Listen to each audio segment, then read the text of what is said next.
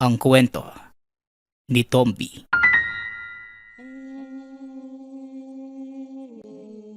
Ang kwentong ito ay hango sa totoong buhay. Mula ito sa isa nating tagapakinig. Karanasan ito ni Demi. Walang eksaktong taon. Probinsya ng Antique. Nang mga panahong ito, nababalot ng takot ang buong baryo. Marami sa kanila ang hindi lumalapit sa karagatan dahil sa mga nilalang na naglipan.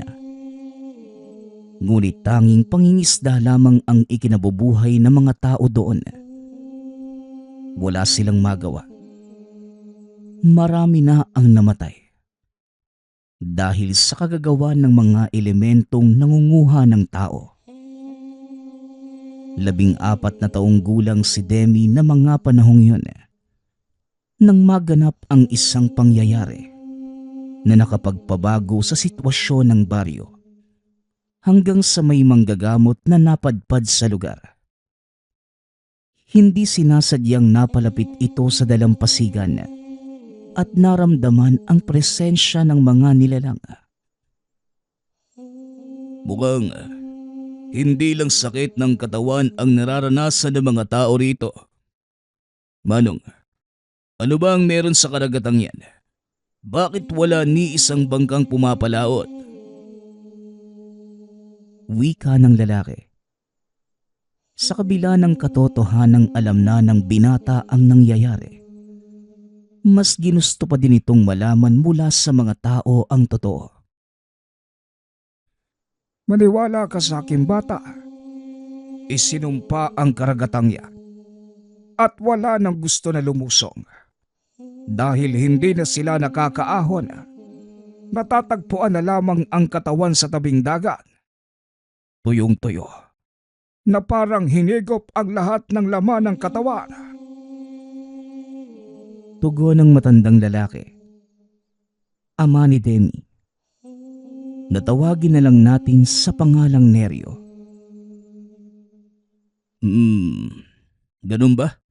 Nakita niyo naman ba kung ano ang may gawa? Hindi. Pero sigurado kaming may mga nilalang sa tubig. Sila ang kumukuha at pumapatay sa mga taong nagagawi dito. Kung wala kayong nakikita, paano niyo nasasabing may naninirahan dito? Batay na din sa pagkamatay ng mga residente at pagkawala ng ilan sa amin. Kaya wala ni isa sa mga taga rito ang pumapalaot. Nabubulok na lamang ang mga bangka sa dalampasigan. Ayaw na mga taga dito na mapahamak. Ganun ho ba? Gusto kong maranasan yung sinasabi mo. Tara na. Tatapusin ko muna ang panggagamot sa pasyente. O sige, matanong ko lang. Ano bang pangalan mo, iho? Tawagin niyo na lang ho ko sa pangalang Lucario. Ganun ba? Debe, sabahan mo nga itong si Lucario sa bahay ng tiya isa mo. Opo, tay. Ako na pong bahala. Wika ni Demi. Habang nasa daan, pinagmamasdan lamang ng binata ang lalaki. Namamangha ito. Malaki ang katawan ni Lucario. Mahaba ang buhok at kapansin-pansin ang burda sa katawan. Maging ang dalawang itak na nakasukbit sa tagiliran ng lalaki. Natigilan lamang ito nang bigla itong magtanong.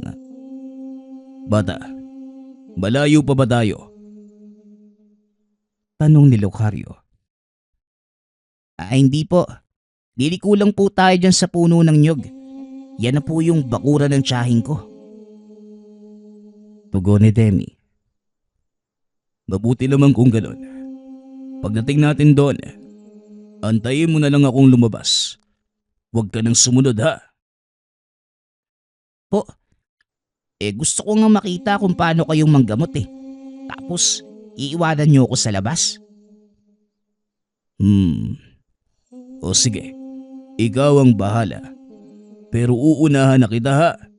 Hindi ka aya-aya ang makikita mo. Ayos lang po yun. Tara na po. Siguradong kanina pa nag-aantay si Tia Isa. Wika ni Demi. Pumasok ang dalawa sa loob ng tahanan. Nakita ang nakaratay na dalaga. Demi, ito na ba yung manggagamot na sinasabi ni Neryo? Tanong ko lang, may nais ho ba kayong inumin? Tanong ni Tia Isa. Kabilang ho yung sa akin. Uy Bubet, bakit hindi ikaw yung kumuha nun? Lubos-lubusin mo na. Total, gusto mo ding sumama dito, hindi ba? Utos ni Locario. Dali-daling kumuha ng kape ang binata. Iniabot ito kay Locario. Matapos ay naupo si Demi sa tabi ng pinto. Habang pinapanood ang manggagamot, hinawakan nito ang pulso ng pinsan ni Demi. Natawagin na lang natin sa pangalang Ani. Matanong ko lang iya, saan ka huling nagpunta? Magsabi ka ng totoo. Tanong ni Locario. Napatingin ang dalaga kay Aling Isa na tila nagdadalawang isip na sumagot. Sige na, Ani. Sagutin mo yung tanong ng manggagamot. Wika ni Aling Isa. Huwag kang matakot. Walang sino man ang magagalit sa'yo. Isa pa, kailangan kong malaman ang totoo para malaman ko kung ano ang gagawin sa'yo. Wika ni Locario. Bakit po ba kailangan yung itanong yung mga ganyang bagay? Hindi ba pwedeng gamutin nyo na lang po ko? Tanong ni Ani. O sige, pero walang sisihan na. Tugon ni Locario. Biglang diniina ni Locario ang palad ng dalaga gamit ang hintuturo. Napasigaw ito at laking gulat ng mga taong naroon dahil biglang nagbago ang boses ng dalaga. Sinasabi ko na nga ba eh. Ngayon nilalang, sabihin mo sa akin kung anong ginagawa mo sa katawan ng dalagang ito. Wika ni Locario.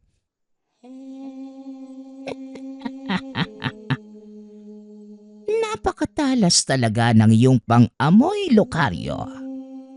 Bakit pa kailangan mo pang makialam? Akin ang katawan ng dalagang ito. Hindi ko hahayaang makuha ng iba ang malusog na katawan ng dalagang ito. Tugon ng elemento. Alam mong, hindi kayo pwedeng manahan sa katawan ng mga mortal, hindi ba? Isang beses ko lang sasabihin sa'yo. Lumabas ka. Iwanan mo ang katawang ito kung ayaw mong magkaroon ng problema. Hindi. Hindi pwede. Dahil sa oras na lumabas ako sa katawan ng dalagang ito, sigurado kong kukunin siya ng engkantong dagat. Hindi ko malaman kung pinoprotektahan mo ang dalagang ito o nagiging makasarili ka lang. Pero uulitin ko sa'yo, lumayas ka kung ayaw mong magkaproblema sa akin. Pangako, wala akong balak na masama sa dalagang ito. Nais ko lamang siyang protektahan. May magandang bukas ang taong ito. Wika ng engkanto. Nang marinig ang paliwanag ng elementong nasa katawan ng dalaga, naniwala naman si Locario sa sinabi ng nilalang. Kaya kagad niyang kinausap si Aling Isa. Walang sakit ang anak mo, Manang. Pero may kailangan akong gawin. At malaking tulong ang dalagang ito sa binabala ko. Wika ni Lucario. Kung ano man ang binabalak ninyo, sana lang hindi mapahamak ang anak ko. Tugon ni Aling Isa. Pangako, hindi siya mapapahamak. Magtiwala ka. At ako nang bahala. Muling wika ni Lucario. Matapos makipag-usap kay Aling Isa, muling hinarap ni Lucario ang nilalang na nasa katawan ng dalaga. Sabihin mo sa akin kung ano ang binabalak mo. Tanong ng engkanto. Balak kong solusyonan ang dalawang problema sa isang bagsak lang. Pero kakailanganin ko ang tiwala at tulong mo. Kung talagang hangad mo ang ikabubuti ng dalagang ito, ipagkatiwala mo siya sa akin. Tugon ni Lucario. Hanggat walang magiging banta ng pangarib sa kanya, pumapayag ako. Ngunit sa oras na mapahamak si Ani, sisiguraduhin kong mananagot ka sa akin. O sige, payag ako. Mamayang gabi, sisimulan natin ang plano. Sa ngayon, hayaan mo munang makapagpahinga ang dalaga. Wika ni Lucario.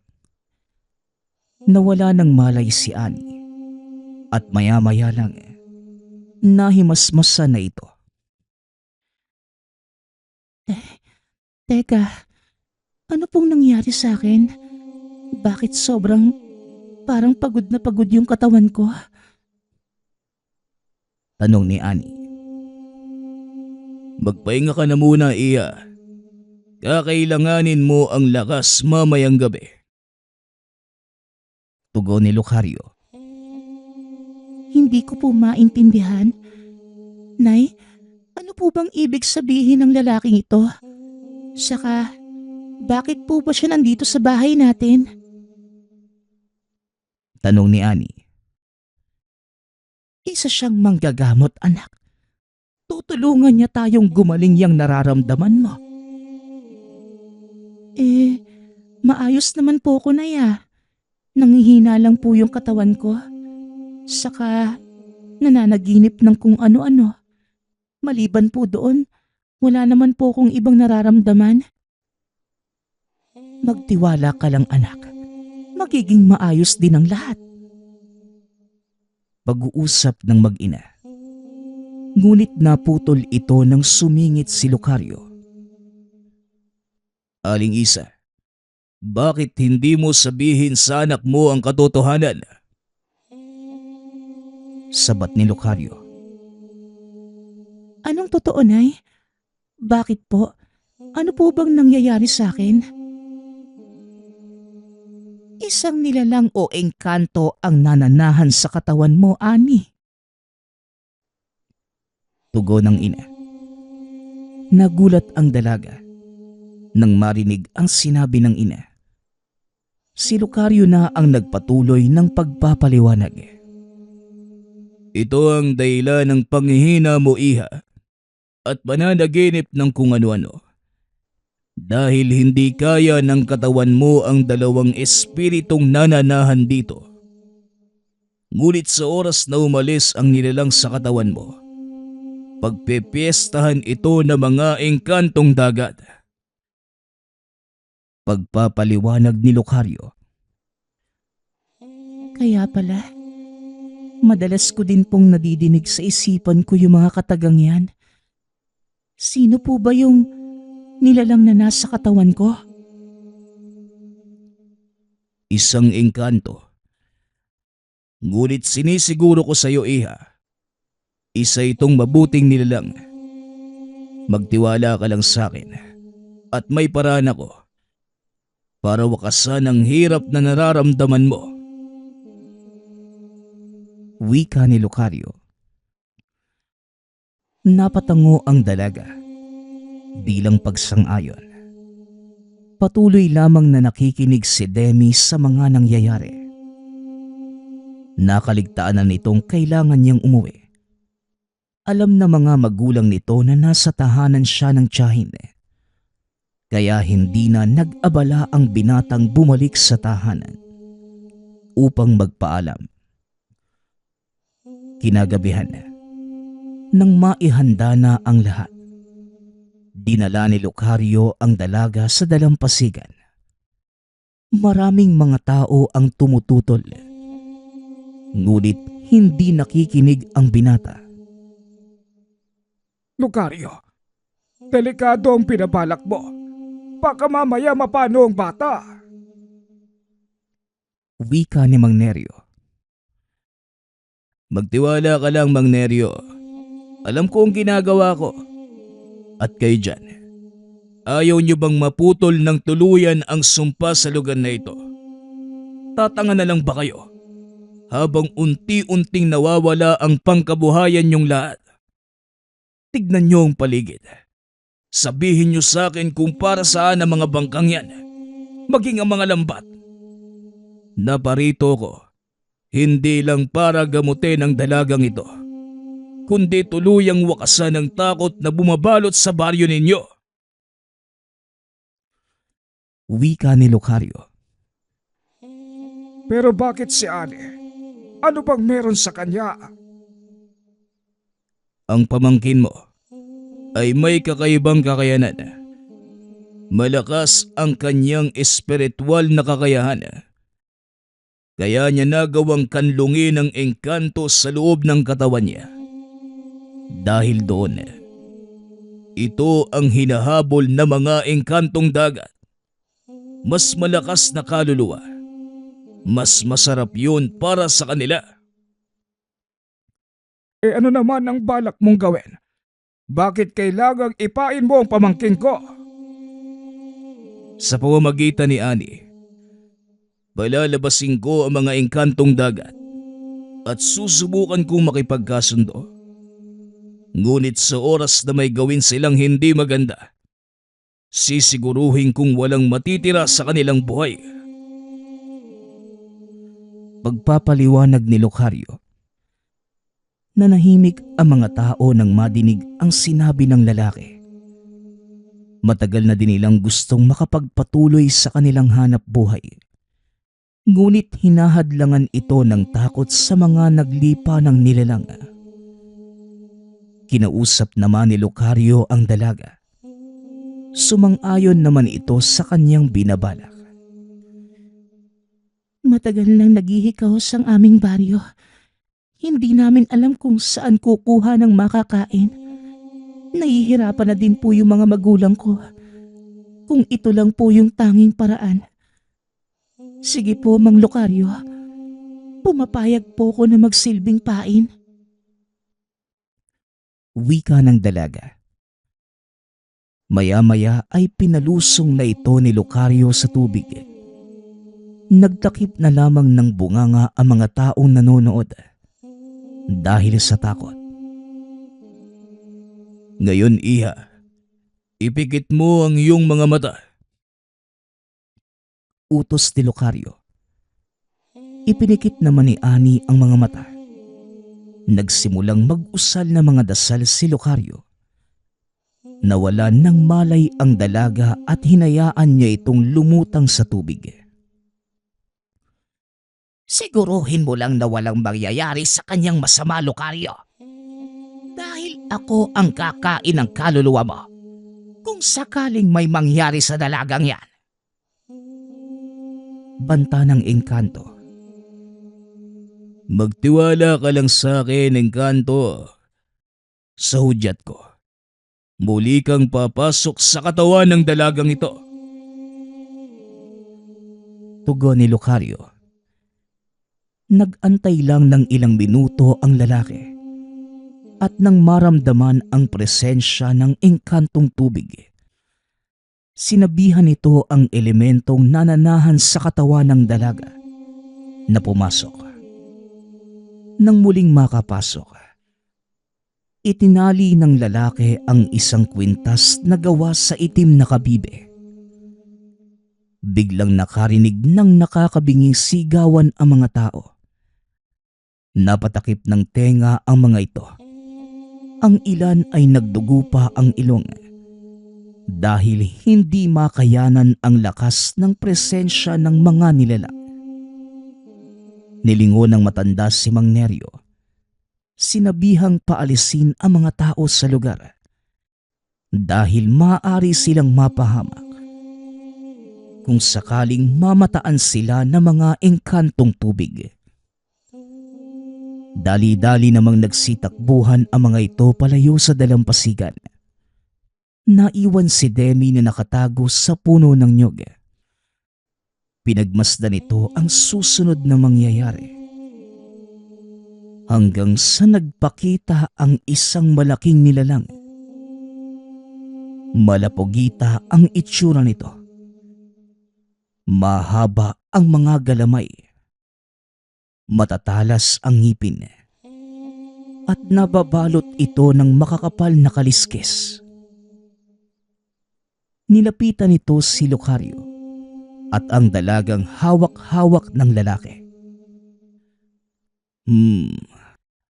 Ano pang hinihintay mo, engkantong dagat? Bakit hindi mo siya kunin? Ano ito? Isang uri ng alay. Pasensya na.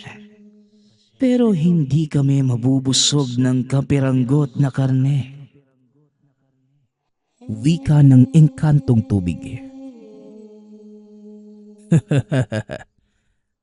Huwag kang mag-alala. Pampagana lang ito.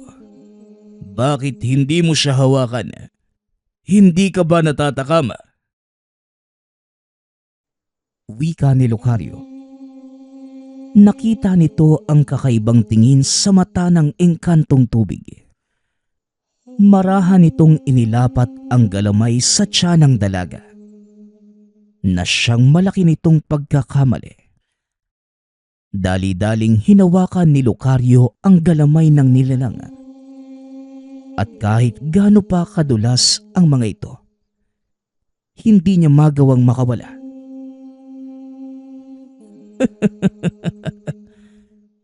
Wala ka din palang pinagkaiba sa mga isda. Kaunting pain lang kakagat ka na.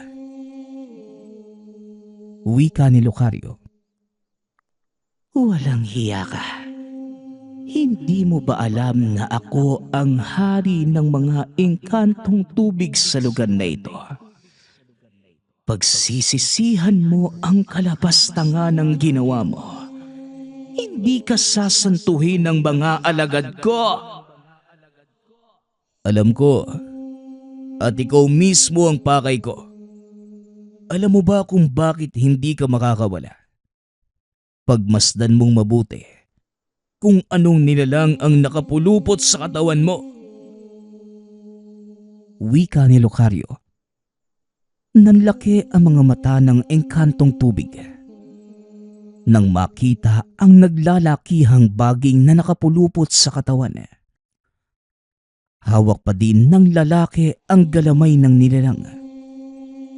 Samantalang si Ani naman, unti-unti nang papalayo, papunta sa dalampasigan. Dali-dali itong sinagip ni Mang Neryo at dinala sa buhangin. Walang hiya kang antinghero ka. Naisahan mo ko. Pero wag kang magpapakampante dahil isang utos ko lang sa aking mga alagad ay siguradong natigil sa pagsasalita ang engkantong tubig. Sinong mga alagad? Mukhang wala na sila sa likod mo.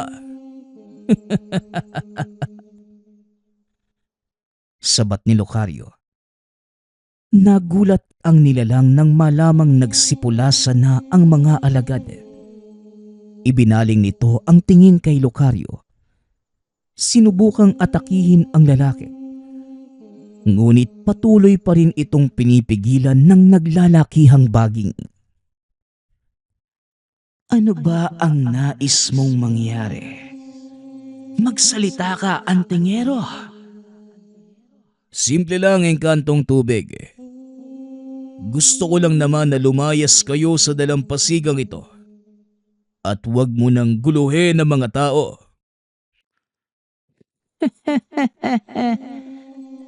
Guluhin ng mga tao. Hindi kaya kabaliktaran ng sinasabi mo? Bakit? Anong nakakatawa sa sinasabi ko? Ang mga tao ang unang nanggambala sa amin. Sinira nila ang ilan sa aming mga tirahan. Inabuso ang karagatan at nilaso ng tubig. Ngayon, kami naman ang nawala ng tahanan. Sa palagay mo, wala pa kaming karapatang magigante. May punto ka nga naman. Pero sa tingin ko, hindi pa rin tamang pumatay kayo ng mga tao at gawing pagkain. Kung nagkamali man kami, gayon din kayo. Kaya ano sa tingin mo ang mas magandang gawin?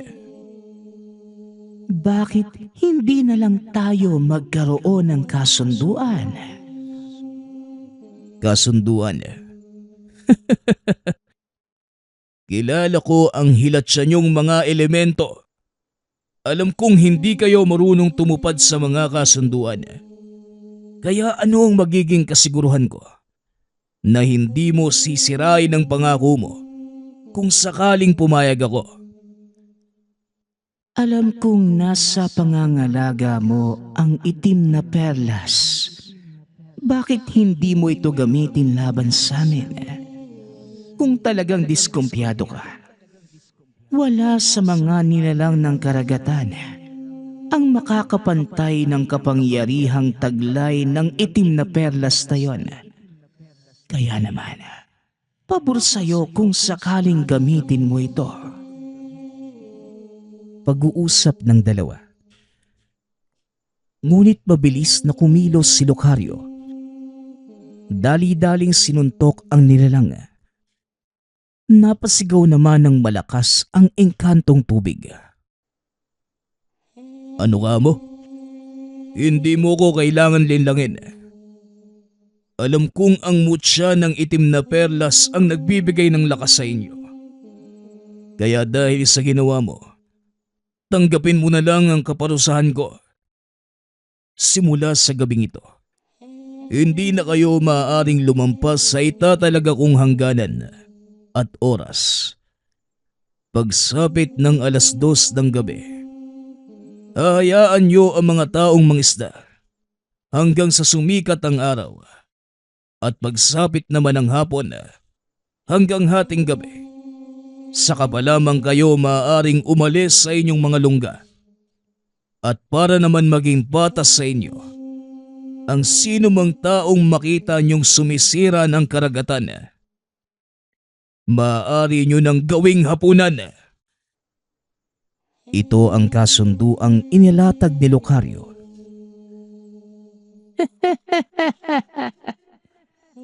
At ano naman ang mapapala namin sa kasunduang yan? Kapayapaan, engkantong dagat. Yan ang aking alok sa'yo. Ngayon, kung ayaw mo, madali akong kausap. O sige, hanggat kaya mong pangatawanan ang sinasabi mo, tutupad ako sa kasunduan. Ngunit sa oras na lumabag ang mga tao, alam mo na ang mangyayari. At para mas sigurong tutupad ang bawat isa sa kasunduan, iiwanan ko sa karagatang ito ang mutya ng itim na perlas. Nang sa ganon, sino man ang sumira sa kasunduan, kagad kukunin ang kaluluwa. Ano? Ayos na ba sa'yo ang ganon? Siguruhin mo lang, antingero. Dahil sa oras na hindi masunod ang kasunduan, uubusin namin ang mga taga-baryo at kasalanan mo ito. Pag-uusap ng dalawa. Matapos ay lumubog na sa tubig ang elemento. Bumalik sa dalampasigan ang lalaki. Kinausap ang mga taga-baryo. Ipinaliwanag nito ang kasunduan at kung ano ang maaaring maging kapalit sa oras na sumira ang magkabilang panig. Nauunawaan naman ito ng mga taga-baryo. Kaya simula ng araw na yon, hindi na sila nangahas na sirain ang karagatan. Ipinagbabawal din nila ang pagpasok ng ibang mangingisda sa kanilang karagatan. Ngunit paminsan-minsan, may mga nakakalusot. At ito ang nagiging biktima ng mga engkantong tubig. Kalaunan, hinayaan na lamang ito ng mga taga-baryo at ang nagsilbing tagabantay ay si Annie at Demi. Ngunit sa kasamaang palad, namatay sa malubhang sakit si Annie. Kaya si Demi na lamang ang naiwan. Matagal na panahon na ang lumipas. Ngunit sariwa pa rin sa alaala ni Demi nang minsan magkaroon ng kasunduan ang antingero at engkantong tubig. Ang susunod nating kwento ay mula sa isa nating tagapakinig. Karanasan ito ni Roger. Walang eksaktong taon. Probinsya ng Iloilo. Si Roger ay bunso sa 4 na magkakapatid. Nag-iisang lalaki.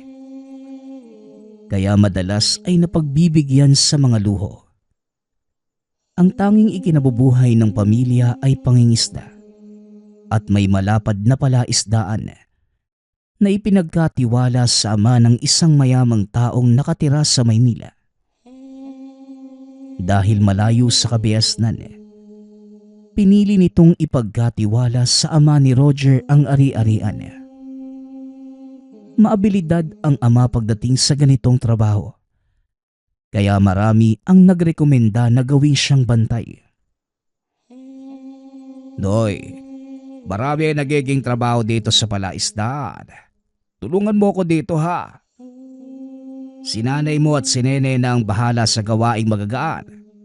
Ikaw ang lalaki, kaya dapat ikaw ang mas matipuno kaysa sa mga ate mo. Wika ni Tatay Tasyo. Naku Tasyo, hayaan mo na yung anak mo. Kahit anong ituro mo dyan puro naman kalokohan ang laman ng utak niyan. Tignan mo. Pinabayaan niya lang si Nene na maghakot ng bintol na ginamit niyo kahapon para sa ipag-inspeksyon ng mga alimango. Nako, napakabigat at marami. Naabutan ko na lang na nagkanda-kuba-kuba na yung ate niya. Tapos yung anak mo, nandoon. Nawili ka kapanguhan ng langka sa gitnang dibisyon ng palaisdaan. Sabat naman ni Nanay Goring. Si nanay naman tumutulong po ako. Ako nga yung unang nagakot Inutusan niya ako na inakunin yung hinog na langka. Tsaka manguha na din ng mahahalo sa ilalaga niyo ngayon. Kaya yun, hinayaan ko si ate. Kaya naman daw niya Ang dami ko nga pong nakuhang langka May panggata pa at saging. Tutulong po ako na mamaya sa pag-akot ulit. O yun naman pala O sige na Noy. Hayaan mo na yung nanay mo. Alam mo naman yan. Ayaw niyang maghakot na mabibigat yung ate mo. Hindi na kasi lumalaki. Ilang taon na Maliit pa rin. Nagtawanan ang pamilya sa wika ng ama. Sa ganung kasimpleng pamumuhay na mulat si Roger. Buong akala niya, mananatili na ganon ang kanilang pamumuhay. Maayos naman ang kitaan sa palaisdaan. Lalo pat habang lumalaki din ang porsyento ng ama. Nasa sekundarya na silang tatlo, habang ang panganay naman ay may asawa na. Hanggang sa isang umaga, nakatanggap ang ama ng liham galing sa kapatid. Ayon sa sulat, may sakit ito at kailangan ng agarang gamutan. Nagbaka sakali na makahiram sa kapatid dahil sa sobrang kakapusan sa buhay. May 3 din itong anak na halos kaedad lamang nila Roger. Habang naghahapunan, napagkwentuhan nila ang problema. Papayag ba kayo kung kukup-kupin na muna natin yung tiyahin nyo? Pansamantala lang naman. Ipapagamot lang natin siya dito. Alam niyo na, mahirap din ang buhay sa kanila. Tapos malayo sa doktor. Tay, hindi po ba mahirap? Magpapatira tayo ng ibang tao sa bahay. Alam niyo naman pong hindi kami sanay na may iba. Naku ne, umandar na naman yung pagkamakasarili mo ha. Tiyahin natin yun at kawawa naman. Kailangan nila ng tulong. Basta tay, kung ano po yung makabubuti, yun po yung gawin natin. Wika ng sumunod sa panganay na kapatid. Natawagin na lang natin sa pangalang Debbie. O siya, kung ano ang pasya ng tatay niyo, yon ang masusunod. Sa akin wala namang problema kung dalhin niya ang mga anak niya para makilala niyo na din. Kapareho niyo din yon, pero 3 lang sila. Tsaka may makakalaro na kayo. Ipunin niyo yung mga damit na hindi niyo na nasusuot ha. Ibibigay natin sa kanila. Wika ni Nanay Goring. Naging maayos naman ang lahat.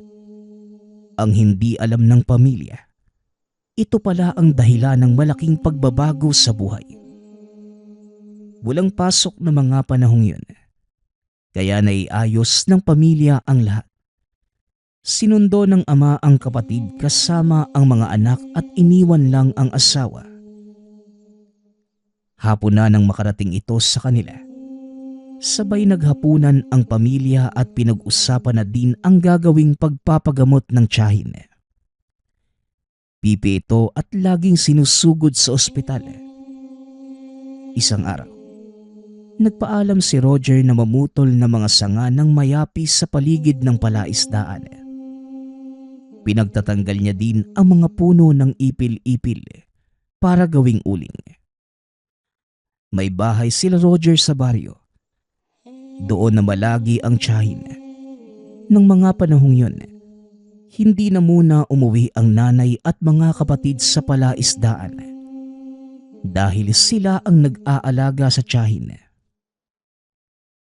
Tay, ubusin ko na po yung mga sanga ng makita kong kahoy ha. Saka bukas makalawa po, pwede ko na po ba itong isa lang na maging uling na? Tanong ni Roger. Anak, huwag kang aabot doon sa kabila ha. Hindi na sakop ng lugar natin yon. Sa kadahan-dahan, hindi natin kilala ang mga taong naroon. Balita ko may nakatirang aswang sa lugar na yon.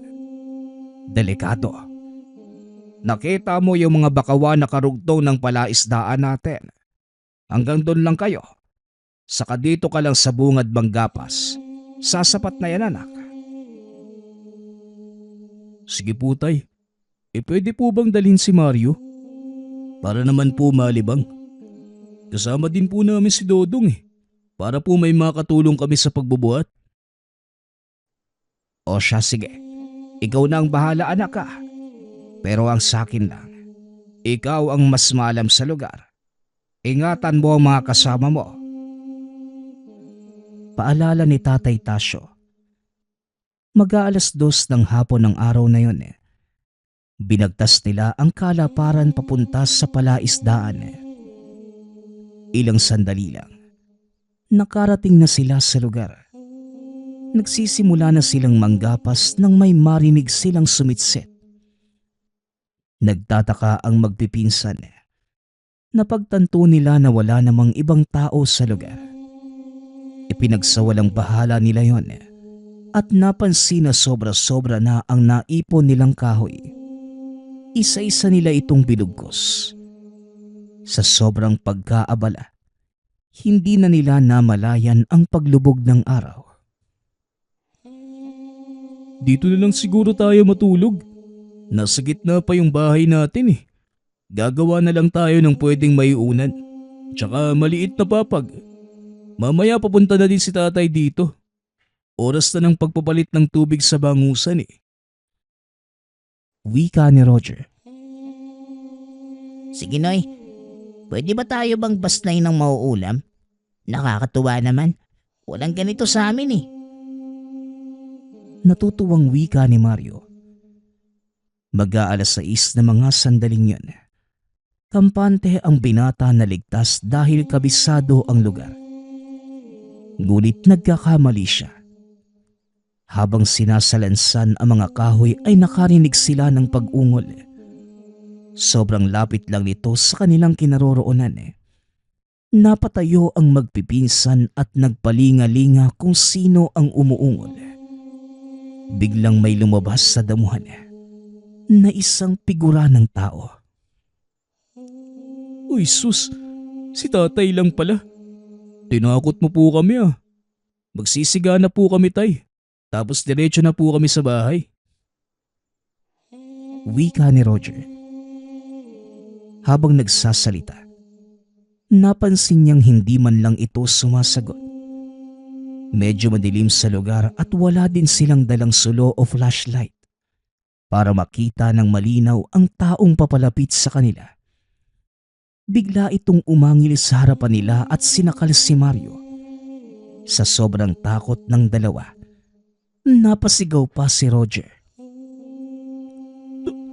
Tay, wag po. Si Maria po yan, anak yan ni Tia. Tulong! Tulungan niyo po kami! Wika ni Roger. Nakangisi pa ang tatay habang sinasakmal ang bata. Halos magkandaihina ang dalawa sa sobrang takot. Ngunit may biglang sumigaw sa hindi kalayuan. Nakita pa ng binata kung paano ginutay-gutay ng aswang ang pinsan. Dali-dali silang tumakbo papunta sa tahanan. Sumisigaw ng tulong. May humahabol sa kanila. Ngunit napahinto ang dalawa nang mabusesan si Tatay Tasyo. Malayo man sa kinatatayuan, ngunit dinig nila ang pagkasa ng baril. Sabay pakawala ng dalawang putok. Nasaksihan nila ang nilalang na tila isang anino. Mabilis na naglaho. Nilapitan sila ng tatay na sobrang nag-aalala. Nanginginig pa na humahagulgol ang anak. Si Mario. Roger, nasaan ang pinsan mo? Patawarin niyo ako. Nahuli ako ng dating. Bakit hindi kayo umuwi? Kabilin-bilinan ko sa iyo, Noy. Huwag kayong lalagpas sa sakop ng lugar natin. Wika ni Tatay Tasyo. Tanging iyak na lamang ang tugon ng dalawa. Niyakap naman sila ni Tatay Tasyo. Makalipas ang ilang sandali, hinatid na ng ama ang magpinsan sa baryo. Habang pinapatahan ng ina ang mga anak, nagtawag na ng mga tanod at pulis ang ama. Hindi makapaniwala ang lahat sa nangyari. Mag-aalas 10 ng gabing yun, halos buong baryo ang naglibot sa palaisdaan upang makita at mapuksa ang aswang. Ngunit nabigo ang mga ito. Baging ang kubo na malapit sa palaisdaan ay wala nang nakatira. Inipon na ng mga pulis ang mga natirang parte ng katawan ng bata. Hindi sila makapaniwala sa nangyari. Inumaga rin ang lahat sa pagroronda. Maging sa baryo at karatig nito ay naalarma din dahil sa insidente.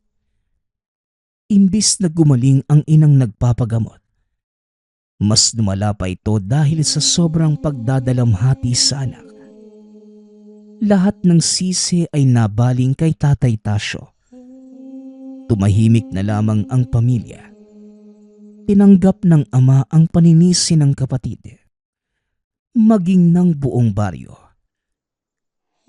Nang minsang sumalakay ang aswang. Nagpapasalamat nga pala ako sa lahat ng sumusuporta sa ating channel. Nawa ay patuloy niyong suportahan at pakinggan ang ating mga kwento. Hanggang sa muling pakikinig. Paalam.